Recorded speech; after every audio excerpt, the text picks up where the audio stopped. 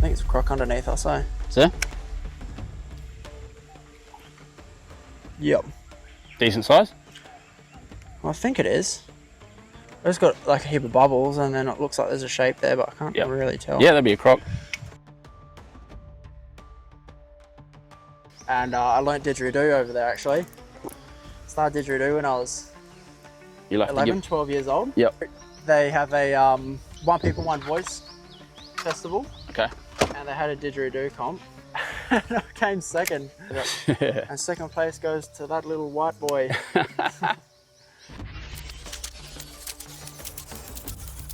So I've started a robotics company. Basically the problem I'm solving is that people with big properties just do not want to maintain it. Well, it's frustrating to just maintain a big property all the time. Like, you know, you spend a whole weekend trying to keep your property schmick. And so I'm basically building a robot that does it all for you. Yep.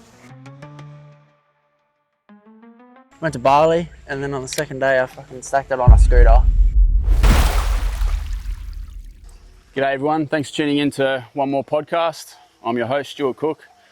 We're down at the Daly River for a bit of runoff fishing. Water looks a bit cleaner than it was when I was here this time last week. So hopefully we're a bit of a chance of a fish. Joining me today is Hudson Dungey. Hudson, thanks for being here, mate. No, thank you for bringing me. So what are we hoping to do here today? Smash a few bass. Sounds pretty good to me. So anyway, we'll kick off. Tell us a little bit about yourself, mate. Like, where are you from? You know, what's your family history? If you're not from the territory, how did you sort of find yourself here? Yeah, so I was born in Adelaide, so Mount Barker in the hills, and lived there for 9 years. To be honest, I don't remember a whole lot about Adelaide. There isn't really a whole lot to remember about Adelaide. It's all right, but it's not super eventful. We moved to NT when I was 9. Dad joined the police force, so both my parents were police officers, and then they both left. And then Dad joined NT Police after working for Channel 9. So I moved up to NT. To be honest, I wasn't very excited about it. How old were you? Oh, I got a fish like just here. I was 9. Oh, it's like just under the boat. You were 9. I was 9. Yeah, I don't know. It was just not much memory of it, and not much expectation. I just wasn't that excited. Like, I was pretty well settled into Adelaide. Yep. I was just, I don't know, bit of fear of the unknown. Sure. Anyway, moved up, and I loved it. Did that all change? Yeah, pretty quickly. What was it that made you sort of fall in love with the territory? Was it like the outdoors, or was it the sort of, you know, getting away from the hustle and bustle of? I mean, Adelaide's not really hustle and bustle. It's a big country town, but yeah, it is actually. I don't know. I think like I don't really have a whole lot of outdoors experience in SA. No, I've got a snag. Yeah, it's the same one I got caught on. Yep. And then moved up here. Kind of didn't really do a whole lot. I tried a bit of fishing, but we didn't know a whole lot about outdoors, even though like come from a farming family. Yep. You know, like going out fishing and that was pretty foreign, aside from fishing with my dad's dad. Yep. And what sort of fish did you catch down that way? King George whiting. Oh, beautiful. Best, and gummy sharks. I don't think there's a better eating fish than the King George. Yeah, it's pretty hard to beat. Grilled. Yeah, it's sensational. Or, like southeastern crays. Yep. They were fucking the bomb. So you spent you say you didn't spend a lot of time like in nature down that way? No, not as much as I really wanted to. I guess I didn't really know how much I loved the outdoors. Yep. And then I've got a couple coming through here.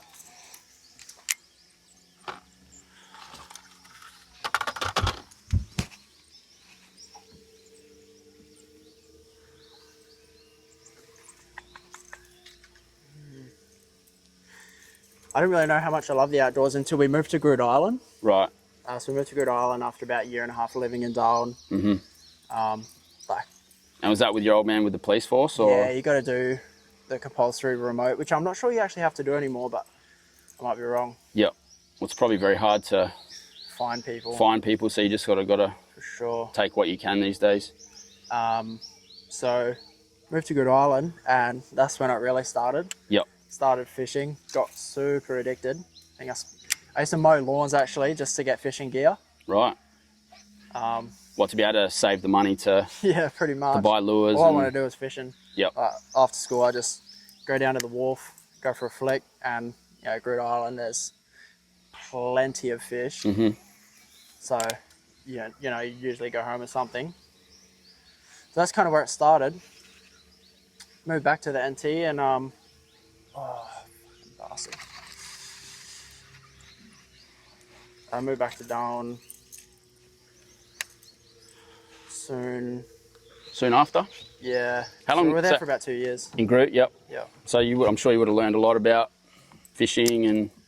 Yeah, Groot Island was a really cool experience. I think, like, compared to most other white people who live on Groot, I feel like I was more so in the Aboriginal community than the white community. Right. So I spent a lot of time in Amakamba and fishing around like Daly River and all that. I'm sure they would have taught you a lot. Yeah, I became friends with a lot of the black fellas on Groot. Yep. And I learnt didgeridoo over there actually. Oh, wow. Yeah, so started didgeridoo when I was You'll have 11, 12 years old. Yep. You'll have to And, give us a rendition at some stage. Yeah, well, on Groot they have a actually I can't remember, One People One Voice festival, Okay. and they had a didgeridoo comp, and I thought, fuck it up, I'll give it a crack. I was like 12 years old and versing black fellas, mind you. Yep. And I came second. Shit. Yeah. So You're this little pale face from South Australia. yeah, I reckon I've still got the video somewhere that. Yeah. And second place goes to that little white boy. No, but Groot was an unreal experience. Like, I'll bet. got a couple on the bank here. So then you came back to Darwin and you've been here ever since? Yeah. So Or have you lived elsewhere? no. So came back to Darwin. So my parents split while we were over on Groot Island. And so like that was pretty tough because it's so isolated. Sure. Everyone knows about your problems. So that definitely it made things a lot tougher. Yep. And so we moved to. My parents basically made a consecutive decision to, make sure that they were kind of together and co-parenting. Sure. So you were taken care of? Yeah, 100%. Like my parents did a really good job through that split. Obviously, it was tumultuous and there were plenty of issues. I had a lot of issues with that. But, yep. I mean, as any kid would. But yeah, I mean, my parents just did a great job co-parenting and trying to do what's best for us, which unfortunately a lot of people don't get. Yeah, I mean, it's it's unfortunate, isn't it? During breakups, that the ones that suffer the most are probably the kids. 100%. So it's good that your folks sort of had the wherewithal to put you sort of front of mind and make sure you were all right. Yeah. Yep. But it's such a confusing experience, especially I was 13 years old. It's like an age where you're mature enough to kind of see what's going on, but you're not mature enough to understand the depth of it. Yeah, to know and why. So it was, yeah, 100%. So it was definitely a really confusing experience, but yep. I mean, I wouldn't have it any other way. I think, times like that is when your most valuable lessons are learned. So sure, through hardship and yeah. I mean, it can build resilience. If it doesn't break you, it can build resilience and character, and yeah, 100%. you learn a lot from those type of hardships. But you seem like a pretty well-rounded fella from where I'm standing, mate. So yeah, I'd like to think so. Haven't come out of it too badly. Oh no, So then what are your passions, and then what do you do for fun, or like what do you do for work? What sort of motivates you? Well, to be honest, I just wanted to go fishing. But it gets pretty expensive. Yep. So I got into bodybuilding. Yeah, right. Not like professional, but like hobby bodybuilding. Sure. And you got the right frame. You're fucking big boy. I just wanted to get massive. So I started going to the gym. I got super addicted to the gym, into all the bloody pre-workouts and stuff, and then all the rocket fuel. Yeah, pretty much. And I think about that age I was 16, 17, and I was playing sevens rugby as well. Right. And I was the biggest bloke, so I was playing under 18s. Yep. And being 6'2". I hate you. And 95 kilos. Because I was the opposite. Yeah. I always played up, like, because my birthday was in August. So when I played Aussie rules, I always had to play sort of the years ahead of me. Yeah. So, well, I hit puberty late. Yeah. So because I'm born in December, so I'm always like at 29th of December. Yep. So I'm like 2 days away from playing in the younger league. So I was always in the oldest league, but the youngest person. So right. And I actually was always quite a small person. Okay. I only really shot up like around 16. Yep. When I started going to the gym, basically.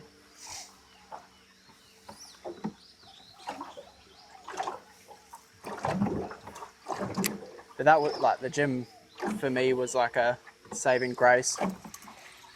Yeah, just a temple. Just dealing with a lot at the time, and yep. Like that was just a spot where I could not necessarily just like numb myself, but teach myself discipline and hard work, and give myself a goal to strive for. I think that was the most important thing. Yep. Not necessarily just going through the motion, but giving myself a goal and a purpose. Yeah, man. I think gym is so good for that. Like I remember when I was working a corporate job and just thinking like, I was never that much into the gym, but I just found it like cathartic to go there at the end of a hard day and just unwind. Yep. Get a bit of your stresses out of, daily life and work some of those frustrations out. 100%. Yeah. So what, your passions for rugby, is that sort of still there and bodybuilding, or is it just like... I don't play rugby anymore. Yep. So I played hotter sevens, that was my thing. Okay. So I played for Cougars with the boys. And so I don't really know rugby. Is that just 7 blokes versus 7 blokes? Yeah, it's just 7-on-7 union. And that for me was definitely my strong point. Actually, before that, I was playing ice hockey. In Darwin? Yeah. Is that down at Marara? Yeah, we're like at the ice rink there. Yep. Near the airport. That was funny because I was definitely the youngest person there. So when you were doing sevens, what sort of age bracket were you? Under 18 still. Yep. I did get offered to play seniors, but the last comp I played, I broke my wrist. So what, you thought that's enough? I was out for seniors. Yeah, I don't know. I just didn't care about it enough. No, it was just a social sport to me, so. I get it, man. I did my ACL when I was 28, I think. Yep. And the recovery was, it's a year after surgery to get it sort of 95% back to being right, and like the amount of work and stuff you miss, and yeah, it's just too hard. Yeah, 100%. So I chucked in the footy at 28. I'm 37 now, so I miss it. Like you miss the camaraderie and something just underneath us. Oh. Where have you got the set? So yeah, stopped playing ice hockey, stopped playing sevens. Yep. Just kept going to the gym, and then got into cage fighting, so MMA, with Tom. Yep. And that was really good. I was definitely a naturally gifted grappler, and so I quite enjoyed being good at that. Tying guys into pretzels. Yep, bullying people felt pretty good. Bending them to your will. Nah, it's good. It's, if anything, it's actually humiliating. Yeah. Well, it humbles you and teaches you to be respectful and 100%. discipline and all that sort of stuff, right?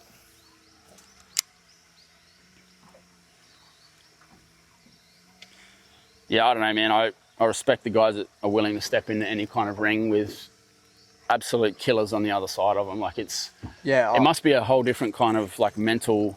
I think like I've never had a fight, like a proper fight, but I trained a lot and obviously sparred a lot. Yep.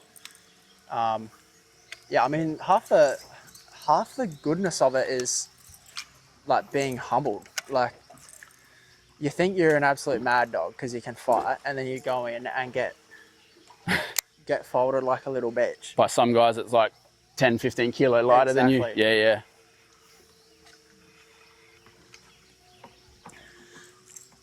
And I think that's the difference now. It's funny, like if you wanted to test your metal out on the street, you never know who's got what training now. Nah. So like, you know, a big fella with the tattoos and, you know, the shaved head and everything thinks he's going all right.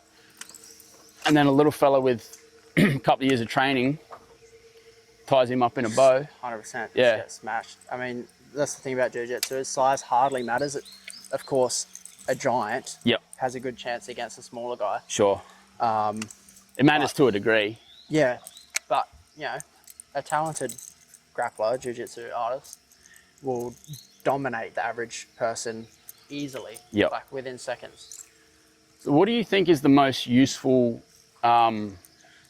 say, martial art for someone to learn if they're just looking to, like they just want to just defend themselves a bit or just, you know, want to learn a few things? Like, is there one that's maybe best? Well, the most important skill, in my opinion, to learn so that you avoid confrontation is talking, actually. Of course. You should be a really good talker. Yep. All the people I know that have gotten through, like my Uncle Daz is a perfect example, like in the wrong crowd, but the best bloke and an excellent talker got himself out of everything. So talking is probably the most important skill. Sure. But if you're actually talking physical, physical altercations, if it came to it, is there one that's like going to get you out of trouble? Probably better than others. I'd say it's between wrestling or boxing. Okay. Like you can argue jiu-jitsu all you want, but you just want to avoid the ground at all times. Sure. So a good wrestler is able to avoid that. Oh, there's a barra right there. Because if there's a guy that like has mates and something and you take him to the ground, you could be in a bit of trouble. 100%. Yeah. You just want to run it. Yeah. You just run, or you should be a fast runner, or you should be able to shove them really hard. Yeah. But yeah, I don't know. It's funny that you say you haven't been in like a real street fight. And I mean, I can see that because you're a big fella and people are wary of big people. Because like I used to get into a few blues when I was really a lot smaller. Yeah. Because I think I was an easy target. And I had a smart mouth too. That didn't help. But like once I sort of started going to the gym a bit more, people weren't as willing to a lot of it belt me up. See, a lot of that you'd think would just be physicality, but a lot of it's actually your mentality and your demeanor. Yep. True. When you go to the gym, there's a sense of dominance that you kind of carry. You don't even realize it.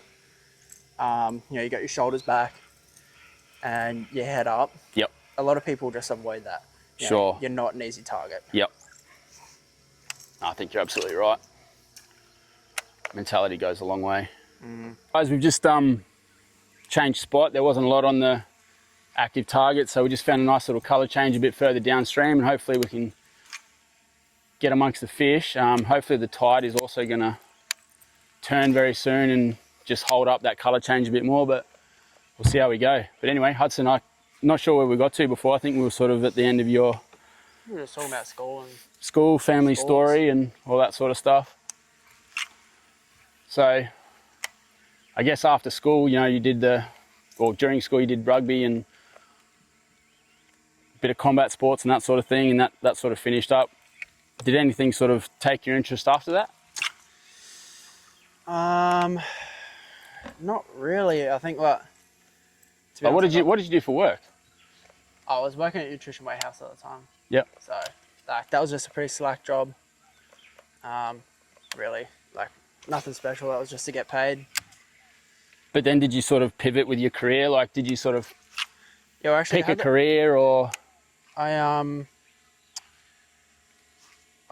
planned to move to Bali, so I packed up all my shit, sold everything, and went to Bali.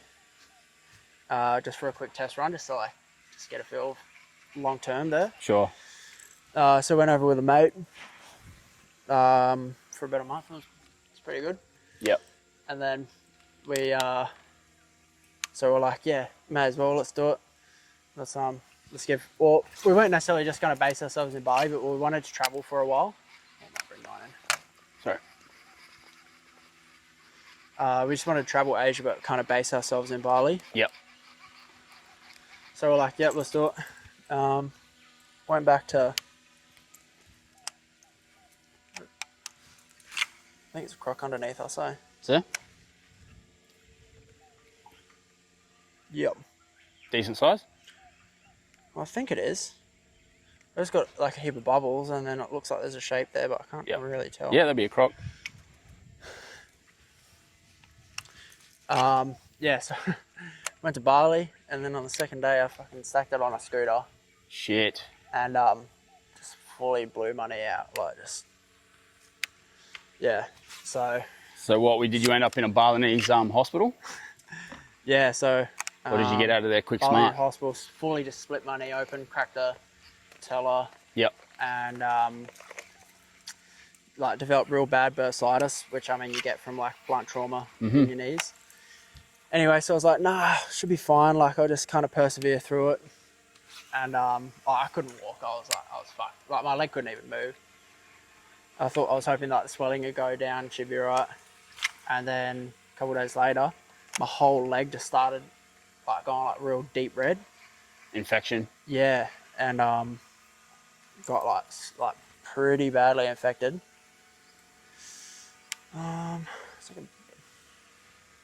Not far actually.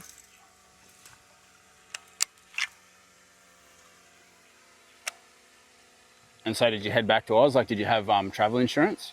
Yeah, I had travel insurance. To be honest, the stitches and shit were pretty cheap anyway. Yep. But yeah, I did come back to Australia and just got drilled with antibiotics. It's not even funny. That sort you out? Yeah, it took a bit though. I was crook. I don't really know what. There's a few big barra just on this corner. So it wasn't just your leg. It was it had sort of poisoned your system. Yeah, pretty much. I don't know whether it was staph or anything, but yep. Yeah, I'd imagine those my leg was fucked. Balinese microbes would be pretty nasty. Yeah, I don't really know. I don't really want to know what's around, but yeah, I was out for a while. I couldn't walk for I don't know, probably 4 months or so. Yeah. So nothing crazy, but not being able to walk's pretty shit in general.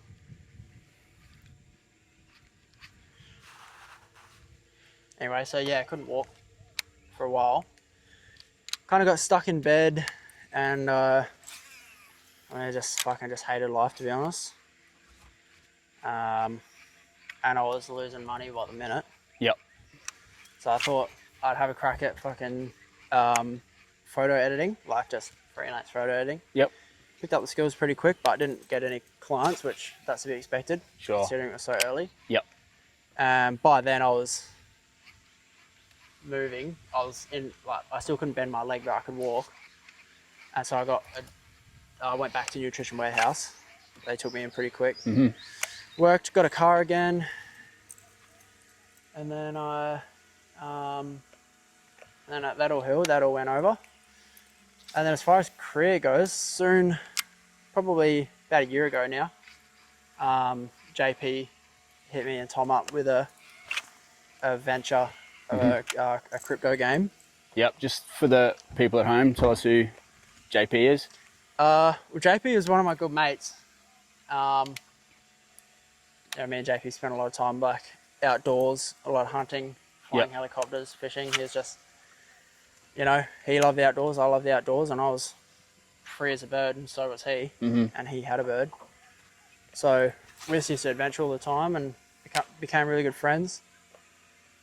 And then... But JP was quite a wealthy fella, so he could fly helicopters and JP do all this amazing stuff. Very accomplished entrepreneur, especially in crypto. Yeah, highly credentialed. Which is what he got me into. Yep. So he hit us with a white paper, basically this outline of the game, and he's like, "Give it a crack." I was like, "Well, mate, I don't even know how to use Microsoft Word, so you're asking the wrong bloke." And he's like, "No, give it a crack, you'll be alright." So basically, he just told you to just learn, eh? Yeah. Get a laptop and figure it out. Was that this process? Just dive in head first? I just bought a laptop with it, whatever money I had left. Yep. And he basically just gave me this rough outline, like what skills to learn and like what stack you need to complete to build the game. Yep. And I just ran with it. Just a lot of Google, a lot of YouTube, and a lot of ChatGPT. Sure. I learned how to code in Solidity, JavaScript, TypeScript. So, yeah. And what sort of skills did you learn from that? Like, what sort of stead did that hold you in? The main skill that I definitely got from that was the skill of learning to learn. Coding isn't just like a, this is how you do it. Yep. It's more of a, this is how it works, find your way to do it, if that makes sense. Like find your creative sort of process. Nobody codes the same. Yeah, right. So I just found my knack and how I basically coded the best. Yep. And would you say you had any sort of particular style that you picked up, or was it just your style? Pretty messy at the start. Well, I'm sure you learn a lot pretty quickly. Like you fail and 100%. A lot of debugging and shit, right? Yeah, just. So how did that crypto project go? Was it?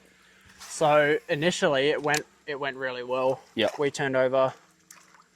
Come on.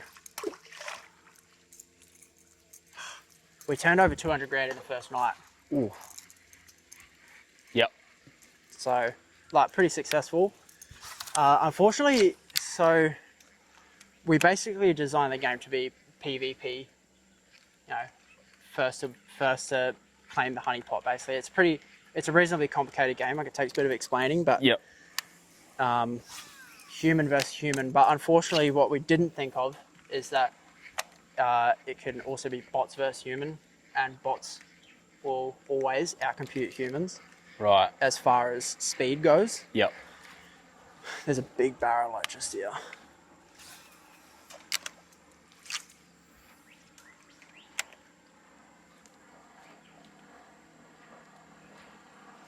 So what, the bots come in and so basically people just wrote scripts and claimed the money before humans could. Right. It's unfortunate because I wanted to have a crack as well. Yeah.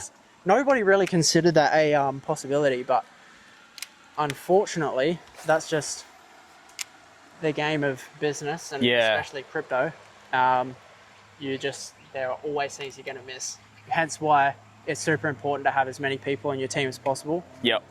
You might think you're the smartest chap on earth, but there's a good chance you're going to mess something up, and we mess that up. So yeah, well, you got to sort of anticipate the unexpected at all turns, don't you? Yeah, for sure. Because someone will exploit any kind of software weakness. Yeah, 100%. That they can. Yeah, like we were well audited, but that was just that wasn't necessarily like a security issue, just a ethics issue. Right. Maybe. Yep. Which is unfortunate because, spent a lot of time and money on that game. Yeah.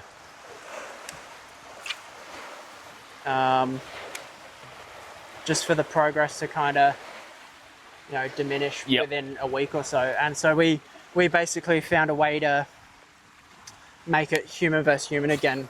Right. But it meant that it was more of a lottery. Okay.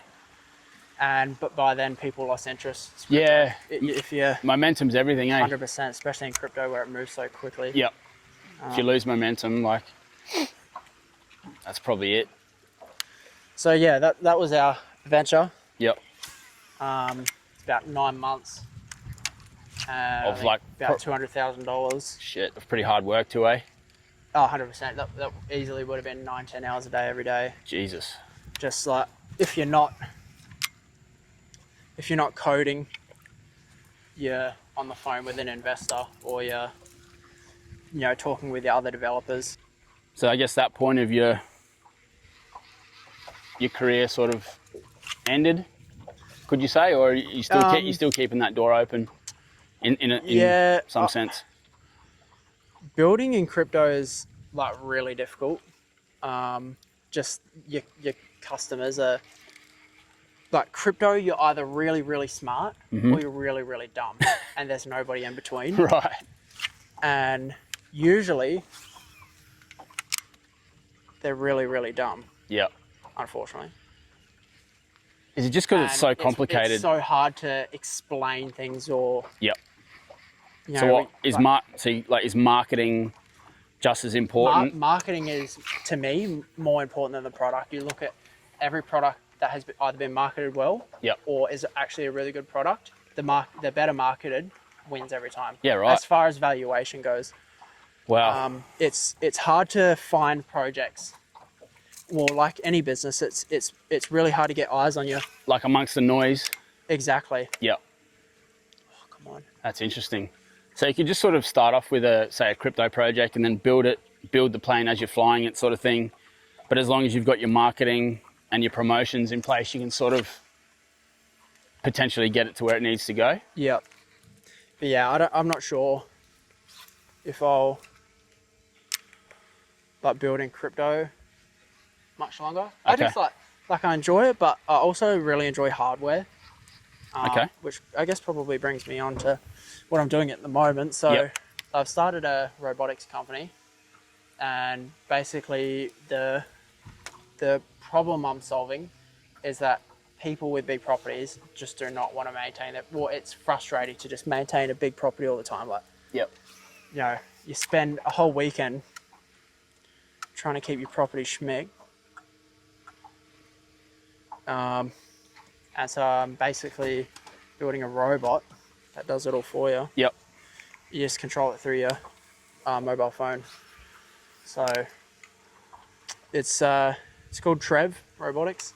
Okay, that's the company name? Yeah. Right, yeah. So originally how I came up with the product is I was designing a beach cleaner, a big robotic beach cleaner, just autonomous. Pick up rubbish. Yeah, and I was like, oh, how good would it be if I called it Trev, like Trev the Rubbish Warrior? Yeah. And then I was like, why would I just stop at, beach cleaner when I can make it a modular machine that just does everything? Right. So it's basically like a mini tank, fully electric, and So it's on track wheels. Yes, it's got tracks on the front. Yep. But what was the inspiration? Like, why did you want, are you a bit of an eco warrior? You wanted to clean up the beach, and then how did that sort of unfold? When I lived on Groot Island, there's a beach, I can't remember the exact name, but it's like 10 Mile Beach or something near Umbercumber. Right. And went there for school, and I just could not believe the amount of rubbish on this beach, hey? Obviously, it's one of those zones where, all the currents kind of bring it into converge, and push all this rubbish onto this sure. beach. But there was more rubbish than sand. Oh, and is that all from Indonesia? Probably just or China. I don't know, 100%. I would guess so. Yep. But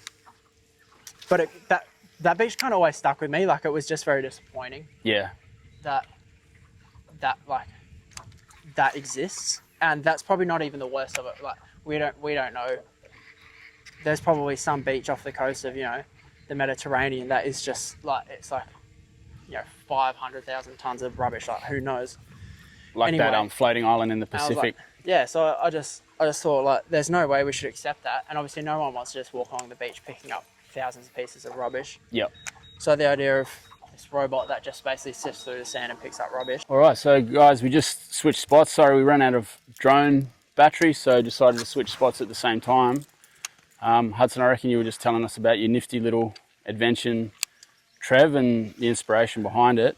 Yeah, where were we? Yeah, so it's just a modular yard tank, fully controlled by your. Well, actually, technically it's autonomous, but you control it through your phone. So Yep. it's literally as simple as you have your pieces and you have your Trev robot, and you jump on the mobile app and you say mow my lawn, and you will have your lawn pre-mapped out, and you just say mow my lawn. It'll go attach the mowing attachment and go mow your lawn, come back and recharge. Epic. And the whole goal is that it not only mow your lawn, but beach cleaning, weed spraying. Yep. Oh, I got to hit the whole nine. Yeah, anything. Like, I mean, it stops at what I decide the attachments are. So, if someone wants a fertilizer sprayer, like, that's easy, and just have a fertilizer sprayer attachment. So like, there's a bit to it though. Like, you have to have what, fabrication experience. I've got code it. Yeah, so I've got a background in fabrication, and I was a mechanic. Right. So, like, drivetrain fabrication is all, like, I kind of already have the gist of that. So I've already made the frame and everything for the prototype, and I've put the tracks on. I just got tracks from China, just a manufacturer in China. Yep. And then next step is giving it drive. So I need a battery. I've got the motors and the gearboxes. So it'll have a heap of torque. It'll have like 100 newton meters of torque. So it should be able to tow a ton or two. Wow. And what else? Yeah, it's all AI. Well, a lot of stuff will be pre-programmed, not necessarily AI. Right. It won't be machine learned actions. Okay. Aside from, for example, weeding and stuff, it'll be able to recognize weeds or recognize people in case like it gets too close to people. Sure. Or animals. So yeah, it's not like this crazy AI robot that talks to you and whatnot. Mm-hmm. A lot of it's just a huge Roomba for your big property. Right. And so how far along is it? Like, what do you need to do to sort of get it to commercial readiness? So is it just a prototype at the moment? Yeah, so it's an expensive prototype. So basically, my plan is, so I was originally going to go for a government grant. Yep. But it's more hassle than it's worth. Okay. It's just a joke, to be honest with you. Yep. So that makes sense, mate. So my idea is I'm making portable boom gates. Okay. As sort of like a day jobby. Yeah, so I got a client that wants a heap of portable boom gates for his traffic control business, and so I'll make a heap of those and probably make a business out of that. But I'll delegate that once it's functioning. Sure. Because I want to put the time and resources into Trev. Yep. So portable boom gates, and I'm also just making YouTube channels. I don't really expect to get famous or rich off of YouTube, but it's simply like a way for me to propagate my knowledge and ideas to people who want to do the same. So, for example, I'm making Mum a breakfast table for a new apartment, or I'm doing stuff for my car. Yeah. And it's all knowledge that I've learned over time that I think people could benefit from, and it's just entertainment as well. Like, I tried panel beating in one of my first videos, and safe to say I'm not a very good panel beater. Don't quit your day job. Yeah, pretty much. But that's a pretty funny video, actually. Well, what's the channel called, and how can people sort of check it out? My channel is called Underqualified Engineering. Right. Just on YouTube and TikTok, but I don't really take TikTok or anything too seriously. Okay. So yeah, Underqualified Engineering. You should be able to find me. Yeah, we can put a link up too. Yeah, 100%. Make it easy. And so that's sort of got you busy for the next few years, you reckon? Yeah. Yeah, it keeps me busy enough. Yep. I've got no need to like have a 9 to 5. Like, I make enough money day trading. Yeah, right. You haven't even told us about your day trading. What's your strategy? Nothing's gambling meme coins. Yeah.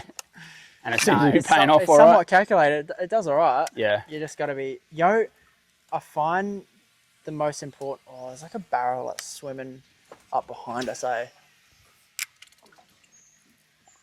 I find the most important thing with day trading isn't necessarily just like drawing out this stupid pattern on a chart, Right.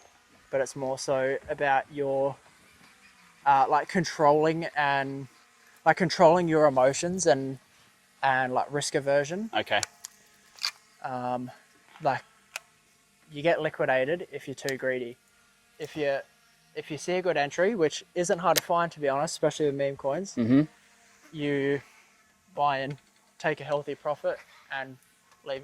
Like, you don't need to go for this massive 10x because it's because meme coins sometimes do that. You'll usually get liquidated. So just gotta be smart, not too greedy. So it's the old Buffett model, is just don't lose money. Yeah, it's one way of doing it.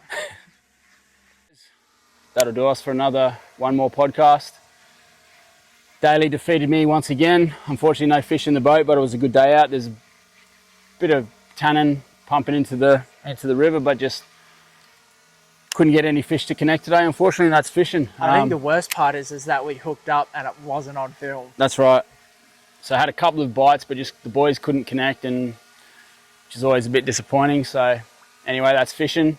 Hudson, appreciate you taking the time to come out today, mate. No worries, thanks for taking me fishing. Tune into his channel, and guys, like and subscribe if you like the content, and we can keep pumping it out for you.